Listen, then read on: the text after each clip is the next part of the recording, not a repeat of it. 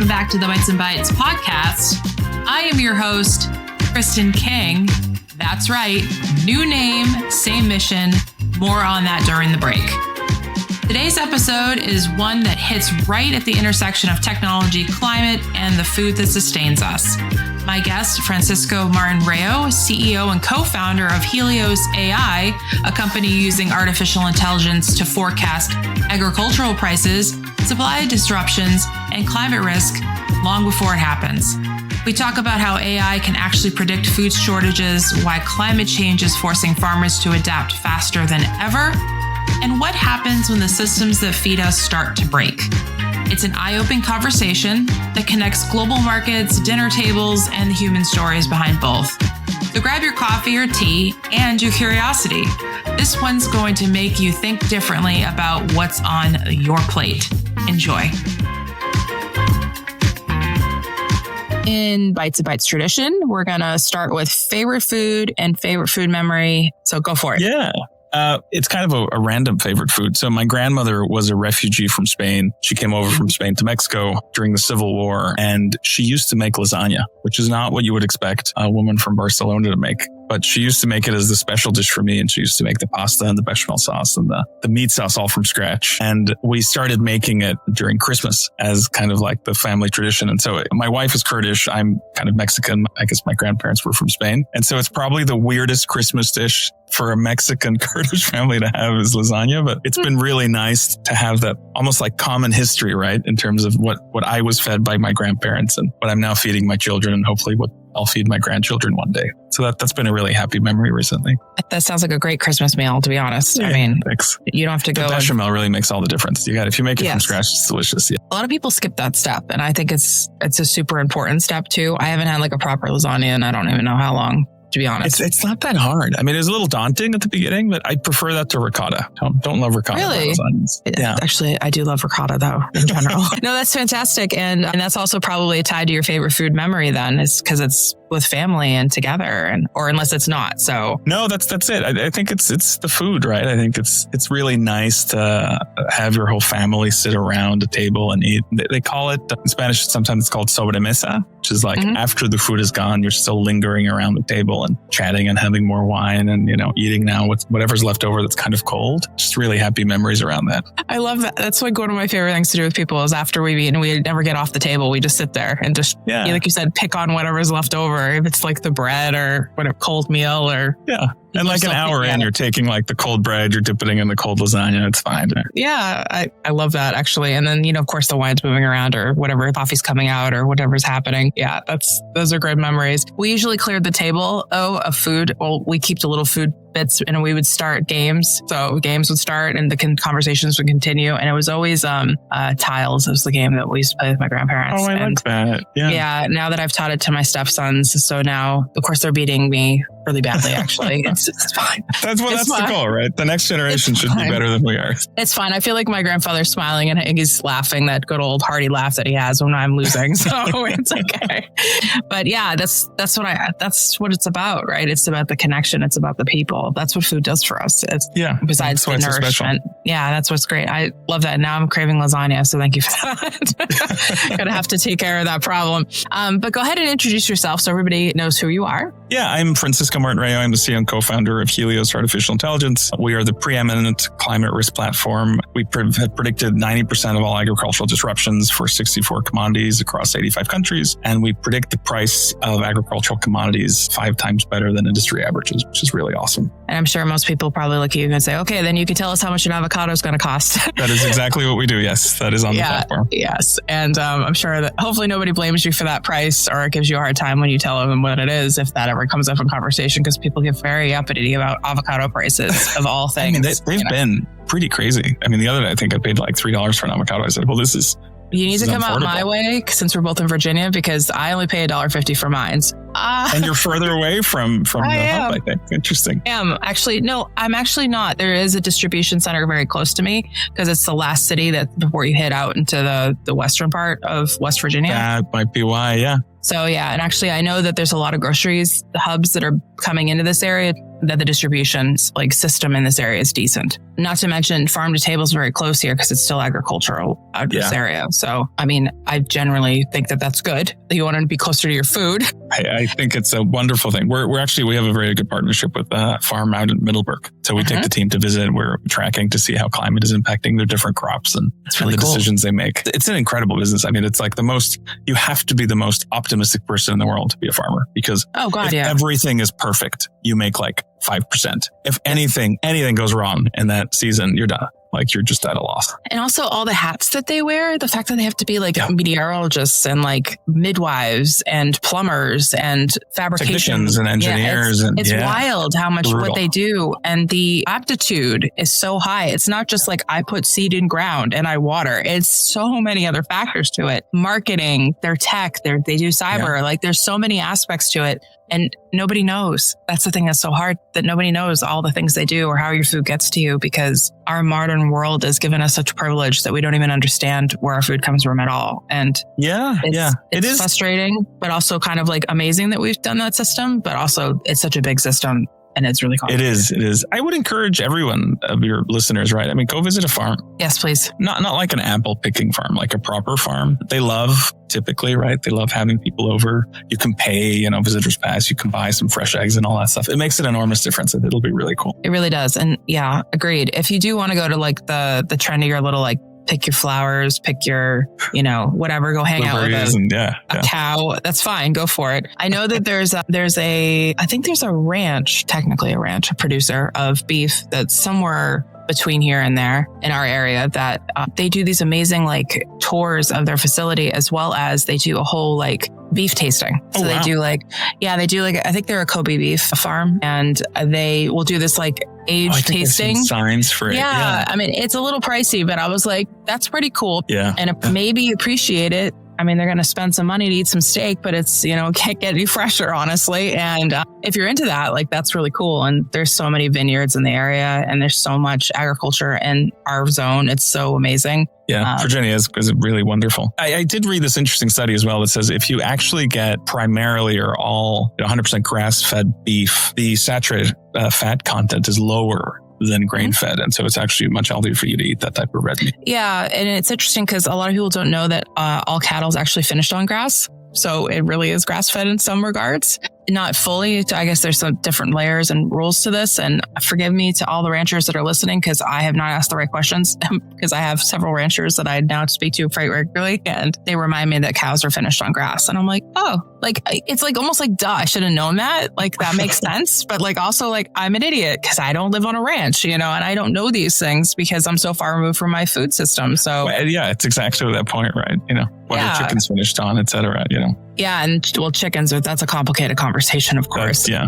We have one of the farmers we work with, she said she really does believe that they come from dinosaurs, which I think, makes sense. She says, if I lay down too long next to them, they'll peck my eyes out. They don't care. They're terrifying type of animals, which is not what you usually think about when you look at chickens. Your background, though, let's give a little more detail about your background, because I find it fascinating how you got from your background to where you are here. So let's talk about your background. Yeah, thanks. I started a bunch of companies, all in technology. My first company I started as a senior in undergrad. It was a cool television technology company. Did a bunch of others. Did a lot of work around digital transformation, which is just a fancy way of saying, how do you bring like cutting edge technology to legacy industries? None of the industries like being called legacy. We learned that. No. But I also used to import avocados from Mexico at one point.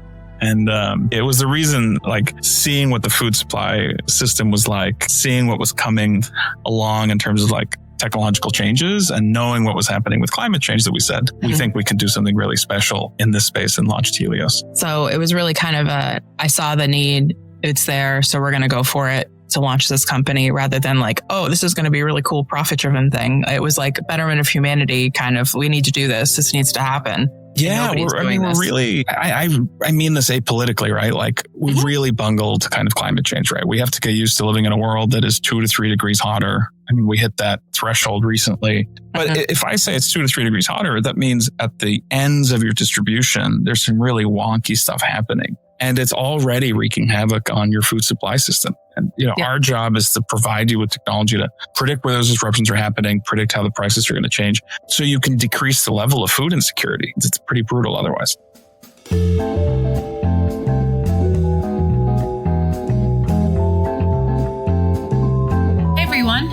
you so much for listening and sticking with me these last few weeks. I'm sure you've noticed that things have been a little quieter on the upload and download front of the podcast. Well, that's for a really good reason. I got married. I just want to say how much I appreciate all the congratulations, messages, and well wishes that came in from around the world. You all are super duper wicked incredible. And speaking of incredible, we just passed 13,000 downloads. That milestone means so much to me. Every listen, every share, and every kind of comment helps keep these conversations going. And again, I appreciate it when you tell me you're a listener. If you're enjoying the show, please remember to like, share, and leave a quick review. It really helps more people find us and join these important discussions about food and agriculture. Thanks, and let's get back to the show.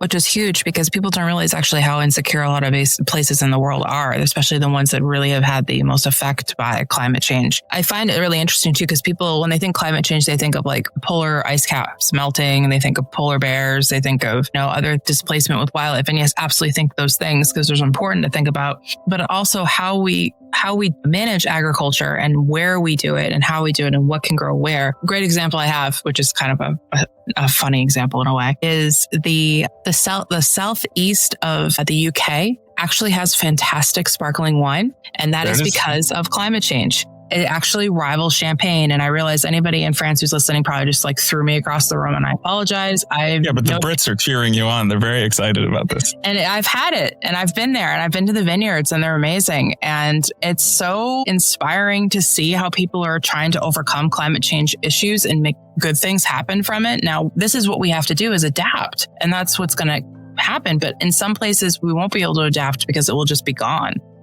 Yeah. I'm thinking about like fisheries and things like that is really complicated. And again, not to praise the UK, but they are doing some really great things when it comes to fisheries because we just reached a capacity of overfish or other issues that have happened. I find it really interesting to see what other really cool, innovative ways we're going to kind of overcome this, and realize wine isn't going to sustain the world. It helps, but it's not like the thing. It would be interesting to see if we're going to turn towards more greenhouse or if we're going to turn towards more urban farming and things like that. I think it'll have to be a combination. I mean, it's exactly to your point on how to adapt. There's a really cool article we wrote on growing mangoes in Italy that's increased, I think, tenfold over the last few years because the climate in the Mediterranean has gotten so much hotter that it's more similar to the places around kind of India, Peru, where you typically grow a lot of these mangoes. And so they said, well, we can't grow some of the things we used to grow, olives and olive oil, but we can start growing mangoes. I think we need to start thinking about that at a global scale. How do we adapt our global food supply chain so you can start growing things in places that you didn't used to, but also this is really difficult to accept that you're not going to be able to harvest certain crops in places that you're used to. Think cocoa, right? And the Ivory Coast and Ghana as an example. Oranges out of Florida. I mean, Florida used to do 200 million boxes of oranges. That's down 98%. That's not coming back. What can you start growing in Florida that will thrive in this new climatic environment that they're feeling? And I realize that some people are going to get a little bit weirded out when I say, like, this is why genetically modified food is a good thing at times, because if we're going to keep certain crops in the ground, we need heat resistant. That goes for the slip gene for cattle, that kind of all those things. I'm not saying yes or no to it. I'm just saying this is the innovation that's happening. You have your opinions about it.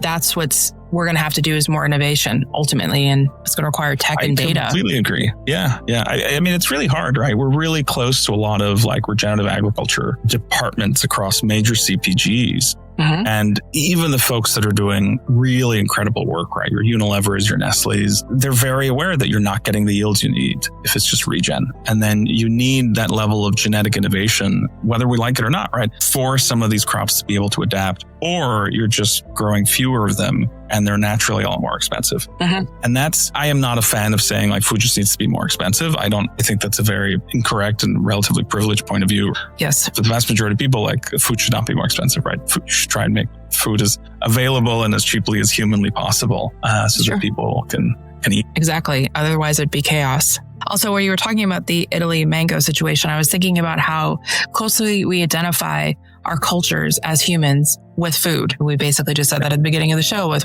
favorite food memory, and how people are going to have to let go of their identity as it relates to certain things in order to thrive and to push through. And it seems like a very simple thing to do, but it's not. It's hard. If you associate yourself with this is my cultural standard for what food is to me, that's going to be difficult. That's going to be generations to get through that. And absolutely, yeah. And what does it look like if we live in a world where you can't have certain fruits and vegetables available year round? Maybe you can't have blueberries whenever you want them because this is relatively new, right? Think of how wonderful it is that you can go to the supermarket and get whatever you want at whatever point in time because you have this beautiful global supply chain. That's what's at risk now. It is also so interconnected. Mm-hmm. Remember, the United States had a pretty bad raspberry crop, I think 2 years ago. And so American buyers went over to Europe and bought basically all the excess raspberries to freeze it, right? To bring it back. Mm-hmm. And so the prices of raspberries kind of skyrocketed. In Europe, it was pretty problematic. That's something that if you thought about the business, right, no one in Europe is thinking, God, it looks like the Americans had a really bad harvest. I guess my prices are going to go up. But that's how interconnected the food supply chain is now. And that's how we have to think about it really at that global level and the different levers that happen. Yeah. And I think we kind of get too regionalized a lot with our food supply. And it really is very much a global place. I mean, we get food from everywhere, like you just said, and people are constantly moving food and buying food overseas and coming over. I mean, we were talking a lot about, I crave things from places I haven't been in a while and how I would have to probably ship certain things over if I wanted them. And that's not always a viable thing, let alone to do because it may not be able to be transported. Or would it be safe for me to get it that way? The other thing too is to think about is if we're moving food so many places and so fast, but do you track invasive species as well and how that interacts like on a ship, a bug or whatever and brought this way or vice versa the other way? Is that something that also you account for in your pricing and data? Partly, yeah. Yeah, we scrape 250,000 sources every 15 minutes. Wow. It's extraordinary. It's pretty cool. It's insane, actually. It's global and you can do it in a bunch of different languages. Basically, we've built a multi-agent Gen AI platform that looks across 250,000 news sources, is picking up the right articles, is scanning them, tagging them, then looking at other type of metadata and then using that analysis. At one point, we had a really cool avian flu dashboard that allowed us to track in real time, when people started to talk about avian flu, where it was spreading, what the geographic locations were, and how that was going to start impacting the prices of eggs. Because chickens typically, the price of chicken is most correlated to the price of feed, except for when you have avian flu issues. And so it is interesting, right? It's almost like not a one-to-one correlation, but pretty close. It's sort of like being a detective in a way. Like granted, the AI is doing the heavy lifting in this regard, but it's sort of putting the pieces together to understand because it's all systems thinking. It's how we are going to interact with this sphere that we live in. Everything is a cycle. Nature is a cycle. And I find it really fascinating. Like this fascinates me because I know as I deal more with cybersecurity issues within food and agriculture, this is just going to break the system in so many other ways. And if I'm thinking about this, the bad actors are thinking about this, the hackers, the nation states, the people want to do harm to each other or just disrupt and be jerks anyways. And they must be looking at similar data points as well. So it's interesting to me that like force of good and force of bad, when I'm saying that to you and I'm thinking in the back of my head, what do you think is actually kind of broken our system and we need to really start looking at? I think the focus is wrong in the way we talk about climate change. I think every co-op that happens, COP, right? Every climate week that occurs, 95% of the stuff that comes out is just garbage. It's totally useless. We are recommitting to these targets that we're never going to fulfill. And regardless of the amount of money and energy and attention that we've spent over the last 20 years, we have not gotten better at reducing our CO2 emissions per capita, period. And it's only going to get worse with artificial intelligence because it needs a lot of energy to do well. And that's not going away. Yeah. And it is just astounding to me that you have all of these senior people and like the professional conference circuit, the people who are out there, and I don't really know what they live off of, but they're always at the conferences and they're always doing their thing. It's always the same. Well, we have to recommit and, we really have to think about greenhouse gases, blah, blah. Nothing's changed. Nothing's going to change in the next 20 years. It's only going to get worse. None of the conversation is about how are we adapting to live in this new world. And it is just extraordinary to me that you're not having the conversation about where should you be building new homes? How should you be thinking about your global food supply chain? What are the things that you should no longer be harvesting? You should no longer be planting? How should you think about it much more broadly? There are people who are going to have to move because the places they currently live in are not sustainable anymore. How do we support those people through that transition? None of those conversations are happening at scale. And it is just astounding to me that instead you're spending hundreds of billions of dollars and all of the attention on trying to do something that we've already failed at. It is only going to get worse. I find that it's just absolutely the wrong thing to focus on. Even if you look at like Florida, right? Going back to that example, the state government is paying farmers now not to sell their land to real estate developers, but they can't grow oranges on it anymore. What they should be doing instead is paying them to be able to do that transition. You can't grow oranges anymore, but you can grow pomegranates or passion fruits. Great. That's a whole, but to your point, Kristin, then people have to get more excited about maybe having pomegranate juice or passion fruit juice for breakfast instead of orange juice. I'd be excited about it. That's okay, right? Those are the conversations that I think need to happen. I think that that's going to come down to a lot of the marketing of these CPGs and other various companies, that they're going to have to encourage the consumer to choose differently. We get on a whole soapbox about this, but consumer behavior is very much driven by these organizations. Whether you believe it or not, it's very true. You are marketed all the time. And it's difficult because you have to make choices, but what information are you given? Do you believe that orange juice is the best option for you for breakfast? No, I mean, I don't personally. It's a lot of sugar for me. I can't do it. I mean, occasionally there's a mimosa situation, but that's different. That's a celebration moment, right? Have that for breakfast every day, I mean, not every day. I mean, if I ever live that lifestyle, come find me. I'm probably doing really well. But how do you change that behavior? And how do you encourage the margins of different items to change? You have to get people to realize that they can try something else. I think this is why it's going to be really important to lean on things like social media and the internet in general, is get people to be excited about seasons again. Like, we're going into fall, it's apple season, woo, like get really excited about it. Or it's strawberry season because it's summer, whatever particular thing is for you. Yeah. I think I have a degree in environmental management. My new listeners know this. So when I became environmentally conscious and when I started to realize, oh goodness, we have no seasons in the grocery store. I should buy seasonally. I should buy local as much as I can, or encourage local, because you can buy local in the grocery store. It's there. There's little signs that say it. And realizing that that's something that I need to do as a consumer to help, because where your money goes, the trends follow. Yeah. And that's really hard. And understanding the volatility of the system and understanding how it goes. And the more I talk with farmers and the more I'm there with them and realizing that, wow, we have failed them on so many levels and we have failed our system on so many levels, that the climate change issue is one of the biggest ones. Because if we had gotten that in order, we wouldn't have these conversations now. We would have a different conversation of how do we sustain that. And it's frustrating. Just your point. I mean, you vote with your dollars. Right. Mm-hmm. It is the most effective way for you to force companies to change behavior. If you are buying more local, more organic, et cetera, farmers will provide for that, right? Because they see that the market exists. If you start drinking a lot of pomegranate juice for breakfast, people will start planting more pomegranates. There is a beauty, right, in the way the market reacts to that. To your point, you have to be really conscious about the choices you're making. Like almonds, in my mind, are one of the most interesting problems that we have, right? They're incredibly water thirsty. Mm-hmm. The vast majority of the almonds that we grow in California, we're going to China. So what you're basically doing is taking a state that already has a water crisis and you're shipping that water to China. And then we have almond milk and all that stuff. You probably shouldn't be, eating that many almonds or drinking that much almond milk if you care about the water crisis. It's okay if you do, right? We're not going to tell you what you should eat and not eat. No, but you should nobody's going to be shaming anybody. Yeah, but you should at least be informed of the decisions that you're making and the impact they have on the environment around you. And so I think to your point, that's why it's so important to be able to make informed decisions about what are you eating, what are the impacts, what's in it. Yeah, totally. It's such an interesting thing that you say that, because people they have no awareness of what their food is and how it gets to them and what's the actual supply chain length of the situation and where it touches and what it doesn't touch or what's happening. And what's the cost, right? What's the labor cost? What's the human cost? What's the environmental cost? Yeah. Exactly. And farmers know because they're dealing with it every day and they can't win. They can't make both sides happy. They can't make the consumer happy. They're blamed for prices. That's not their fault. They just grow. Yeah. They're just the person, that's it. And it becomes this moment where you start to realize that, I need to make better choices for myself and for my family and for people that I love around me. That doesn't mean that you need to put solar panels on your roof and put a wind turbine out in your backyard or have a victory garden, a gentleman's garden, whatever you call it. I mean, feel free to grow vegetables if you want. It's fine. It doesn't mean you have to turn into something that you think is an extreme one way or the other. There's a halfway point. I have vegetables and herbs in my garden. It's just part of my garden. It's just something that I have there.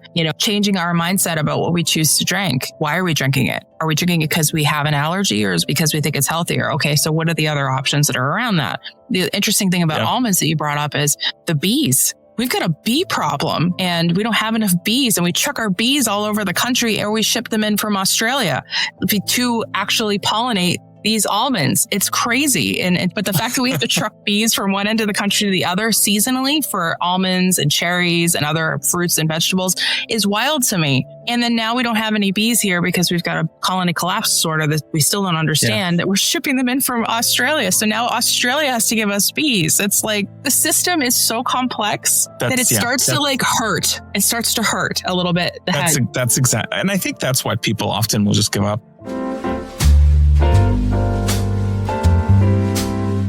I want to take a moment to talk about something close to my heart: food security.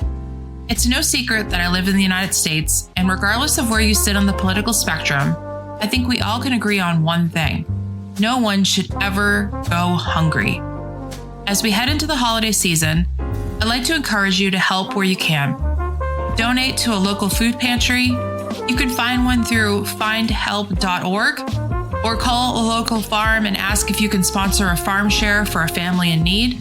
A great place to start would be localharvest.org. Reach out to your local schools and see if there's a way to support breakfast or lunch programs, or you can be a grocery store buddy or somebody nearby who needs help.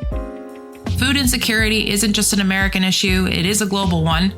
And while I'm not sponsored by any of these organizations, I believe in using whatever tools we have to make sure everyone has access to food. Thank you for caring. And now back to the episode. We spent a lot of time on farms, and I was visiting a lettuce manufacturer, processor, and farm out in California recently. And they showed us these two plastic bags, right? And they said, what is the difference between these two plastic bags? One is, and you look at them and they basically look exactly the same. One is recycled. It costs 2 or 3 times as much as the other one, but we're talking about cents, so it's okay. And the other one is non-recycled, but it's this, perfectly clear, and it's a lot cheaper. And they said, we would be more than happy as a processor to put our lettuce into this recycled bag, right? Yeah, it costs a little bit more, but really it's not enough to make that big of a difference. But you can see it's, like 18% or so less clear. And so people won't buy that produce because it looks a little less ugly next to the perfectly clear, non-recyclable bag. But that's a customer preference where you're like, I want recyclable, but let me go get the really clean, very beautiful packaging for my lettuce. Or, we want romaine. I don't know if you've ever been to a romaine farm. It will break your heart because you're collecting these beautiful romaine lettuces and you're cutting at least 50% of it off to only keep that really shiny core. For no good reason, just because customers prefer kind of a particular color of green. They're very floral looking, aren't they? Very floral, yeah. And you could probably cut, 15, 20% of it, not 50% of it. And so if you go to the field, it's just a field of remains of romaine, if you will, that no one is buying. It's incredibly wasteful. That's so frustrating to think. Again, this is maybe why people should grow their own vegetables, because you would see how an actual head of romaine looked. It's kind of like broccoli looks very floral and cauliflower looks very floral, but people get the little tight bulbs essentially at the store. You and I are both of the generations that we remember when things weren't wrapped in plastic in the grocery store. I know that people are going to have feelings one way or the other about plastic or whatever. It's fine. I'm not here to tell you right or wrong. That's not this episode, maybe another one. But I will say that it's really maddening that we have to wrap things in plastic now because of food safety. And ultimately, that's what it comes down to, because of the way we've done certain things and certain regulations haven't allowed us to change. And there should be no runoff going into a field. That should be fixed. But then again, if a farmer's doing it correctly, it won't be a problem anyway. So it's so interesting to me. And also there's dirt on your stuff. It came from the ground, has dirt on it. We need to get over it. And yeah.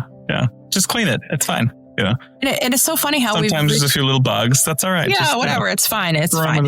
It's okay. And it's funny how we get so twisted up and weirded out when we find a bug on our food or anything like that. It's not pristine. It's wrong. It's just, if you were hungry, it is remarkable, right? That you're you don't expect any insects on your food, on your fruits and vegetables, but they're grown outside, surrounded by insects. I mean, I understand not eating things with mold and things like that. I get that. Obviously you don't want to eat things with mold. And I think it's funny that kind of cheese is pretty moldy. I mean, yeah, it's smelly, but yes, it's so interesting that we kind of, and I appreciate that there's other companies that are out there that are trying to bring back like ugly fruit food and misfit food or whatever it is. Misfit foods and stuff. Yeah, I appreciate that because we need to love on like wonky looking food because it's still food. It's still edible. It's still delicious. And this is why a crop sharing association is really cool to join and be part of. I've had the privilege of it a couple times and I always got weird food and it was like choose your own adventure eating. It really was. Because you're like, what am I getting in this week? ChatGPT now, you know? Yeah, exactly. Right. We could just load it in. Take a picture of it. What do I do with this? You know, you take a picture of your pantry and whatever the CSA sent you and you'll end up with a pretty decent recipe. I mean, there are many nights where I'm like, I have these 3 items. You need to make me a meal. Like there's been many of that going on. There might be that tonight as well. I don't know. Because chicken something seems to be a very common dish for us. Like, what are we making tonight? Chicken something. I don't know yet. But it's so interesting because you're a company that is ultimately trying to predict what the prices are going to be. But it's so many factors into that. Social, cultural, climate change for sure. Other aspects that are coming, weather, which is tied into, obviously climate change. There's without saying really, it goes without saying. But it's so interesting. I'm finding it so interesting. But was there something about the data when you started getting into it that you were like, whoa, this is really interesting. This is fascinating when you originally started? It's a really good question. I think when we first started, we set out to just be able to predict agricultural disruptions. We said, all right, we can build a platform and we took the world, we broke it down into 14 million hexagons. Each hexagon is 2.3 kilometers per side. We take daily weather data from each of those hexagons. We have that data historically for 20 years and we forecast it out. And then the interesting part was, then we built these like machine learning models that were specific to each of the crops. It was interesting that it was possible to predict the disruptions. But the way we had to do it is one, there was no database of all the places in the world that are growing these commodities for export. Yeah. So we had to build that from scratch. And then there's no database of disruptions. So we had to ask our customers, because for any model, right, you need your output variable. Like what is the outcome that you're training it against? If you're training it against disruptions, what is your list of disruptions? So we had to build both of those in order to be able to train our models and say like, hey, did you catch 90% of the disruptions? Great. Well, what's the list of disruptions? What was surprising for us was just how more prevalent disruptions have become over the last few years. And you miss it in the nuance. And so if you just look at average precipitation, you'd say, oh, it's still broadly in line. But what we're seeing in a lot of regions is, let's say your average precipitation is 30 inches a month, just to make it easier.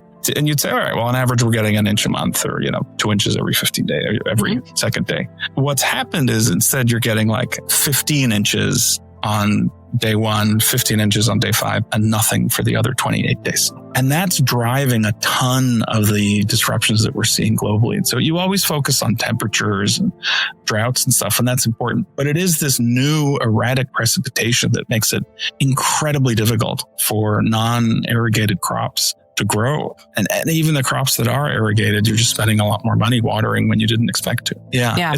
There's a big, we know we talked about the UK. There was a huge potato issue in the UK 2 seasons ago where, the potatoes, they had an okay season. Potatoes are very hardy, right? They had an okay season. They were toward the end. It was perfect. You're going to get these grade A potatoes. And you know what you do with the highest quality potatoes? You make them into French fries. Of course. That's interesting. And then there was just a ton of rain.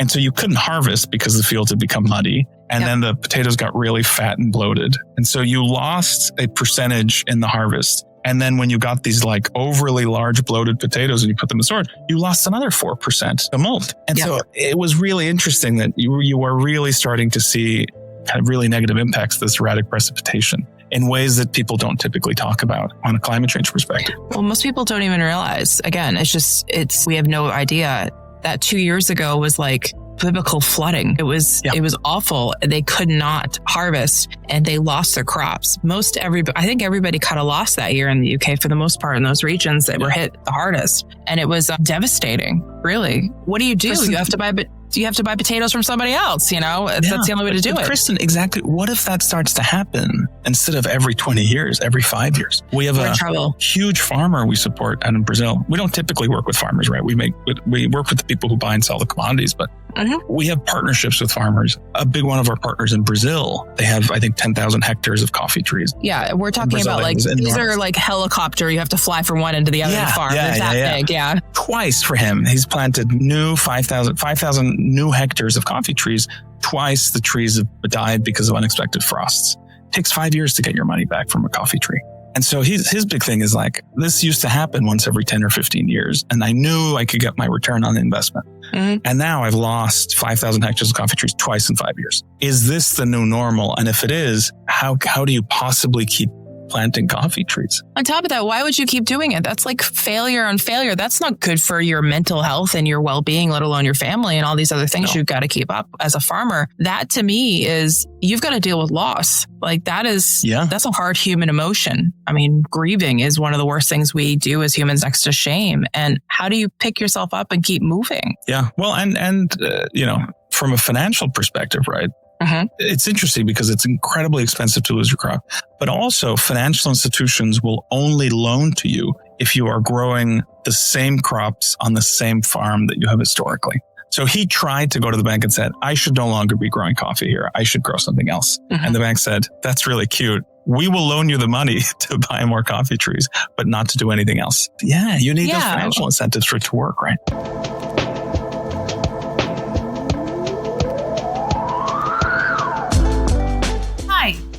We're Anson Sage. And if you're in food production, agriculture, and even running a zoo or an aquarium, we need to talk. Because let's be honest, your operation relies on a lot more technology than most people realize. Grain dryers, hatchery controls, life support systems for animal habitats, all connected, all critical, all often overlooked when it comes to cybersecurity. That's where we come in. At Anson Sage, we help industries that grow, feed, and inspire the world manage cybersecurity and operational risks. Without the fear tactics, the fluff, or the 200-page audit you'll never read. Whether you're producing milk, processing seafood, or running life support systems, we focus on what matters. Keeping your operations safe, your people protected, and your business running, even when things go sideways. And hey, we know not everyone on your team speaks cyber. And because not everyone on your team speaks cyber, we've created a free resource library at ansonsage.com. Inside, you'll find sector-specific infographics built for teams in agriculture, seafood, zoos, and aquariums. They're clear, practical, a little witty, and designed to help frontline teams understand the risks without needing a translator. No logins, no email required, no catch, just usable tools that make cybersecurity stick. If you're responsible for keeping food moving, animals safe, and systems online, Anson Sage is your partner in real-world resilience. Visit ansonsage.com to download your free infographics, book a consult, or just learn more about how we're helping critical infrastructures secure what matters most. Anson Sage, helping the industries that grow, feed, and inspire the world manage cybersecurity and operational risks. So we're going to have to create coffee tree strains that can handle frost, essentially, is what the only way he's going to ever be able to keep up, really. If all he's going to be able to do is, Yeah. But to your point, right, if you have regular flooding, maybe you stop growing perennials and maybe you start growing rice. Hey, we're going to have flooding again this year. Let's grow rice. And then suddenly you're not just doing champagne in the UK, you're doing rice. I mean, I don't really think the UK is going to like that since they're very big on their potatoes. I feel like that's going to hurt a lot.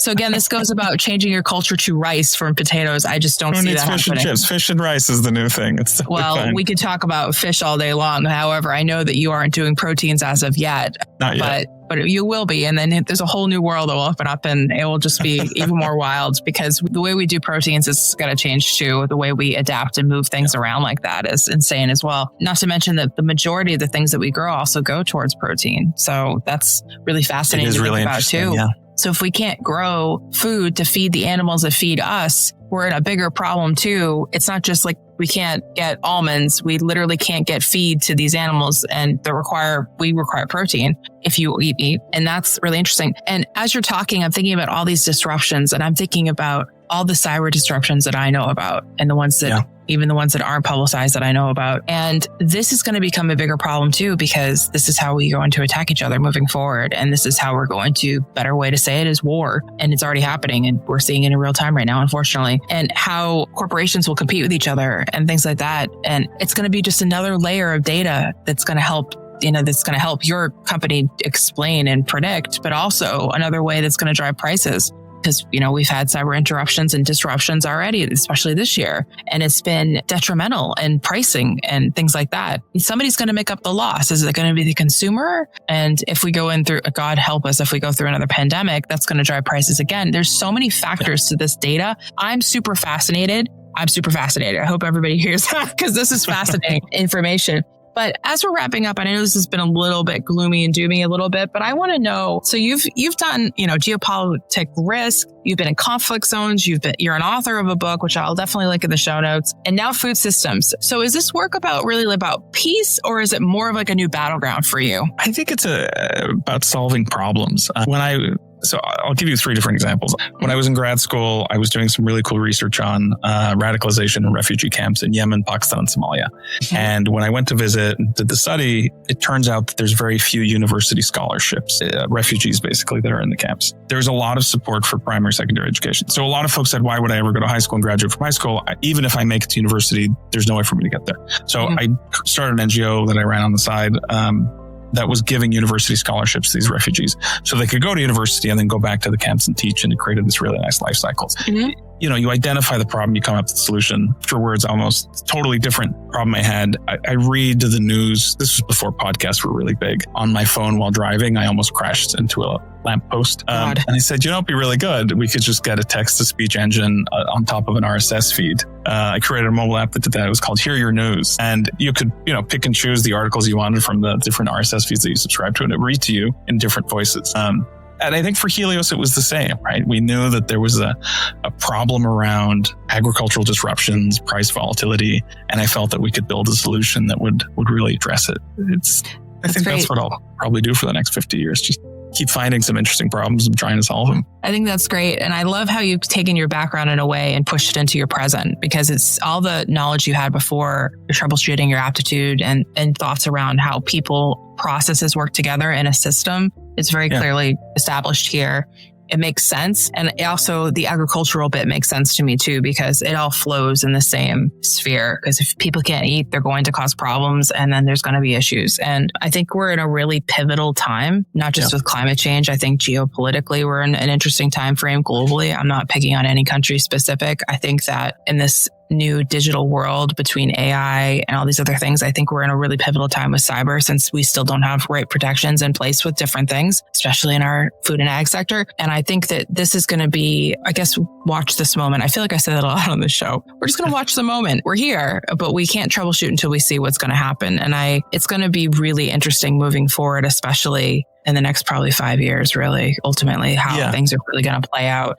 I was just going to say, there is a lot of hope with what we're seeing, at least from an AI perspective. Like, I know we're worried about job losses, and that's definitely something we need to worry about. We're really worried about climate change, but there is so much potential with artificial intelligence across not just getting better yields with the existing crops you have, because you can irrigate better and you can do different fertilizers. You can do new genetic sequencing for new, strains of crops that we hadn't thought of before. So it really might, I'm a techno optimist in that sense. We really are at that pivotal moment where, like, despite some of the things we look at that we go, it could be a really bad next 10, 15 years. I think it might be an extraordinary 10, 15 years where we're able to solve a lot of these problems that we have with technology. And like you said, if we can change how we do certain things and adapt and adjust a little bit, we can have really high yields in different aspects. Sure, you may not have something specific on whatever day you need it, but that doesn't mean you won't get it. At least it will still be available at some point in the year. I think that's the goal right now, is to make sure you can still have it at some point. You just may not have it right when you want it. Yeah. And I think people need to adjust to that, and that will cause some tensions and some stress for sure, which I think is such a privileged moment, because if you really understood food insecurity, then you wouldn't have a problem with that at all. Same with water and things like that. And that's actually something that I'm interested to see what AI is going to predict around water, because that is drought as a problem. We only get one water cycle, and it's a big problem. And I think AI will be able to start predicting how it can help us with that. Not to mention, water is used to cool the data centers that AI is in. So it's quite an interesting time we live in, honestly. I still think there's a lot of hope. I'm not saying there's all gloom and doom. I just really want us to go thank farmers more and be in that moment and be present with it, and be really grateful for the food that's on your table. Really have that moment with it, because it is special. It is special every time. I mean, a lot of people sit down and they pray before their meals, or they have their religious moments in front of it. Thank the farmer while you're doing it. That's the important moment. Or when you go out to a really amazing meal, thank the chef. Thank the people that made your food and that are responsible for it, because they're part of the chain. It's all one big connected group. Thanks so much for being here. This was like a super fascinating conversation. I feel so enlightened. Like, yes, this is great. Thank you so much for having me. It's been such a pleasure.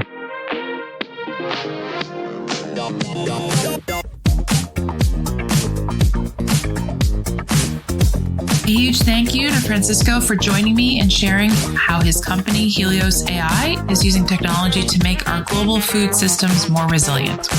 And to you, thank you for listening, for sharing, and being part of this community. If you enjoyed today's episode, remember to like, comment, and share. It really does help others find the show and keeps these conversations growing. You can also check out my Substack and the Bites and Bites podcast website for additional content, behind the scenes stories, and updates from our guests. Link is in the show notes. Until next time, stay safe, stay curious, and we'll see you on the next one. Bye for now.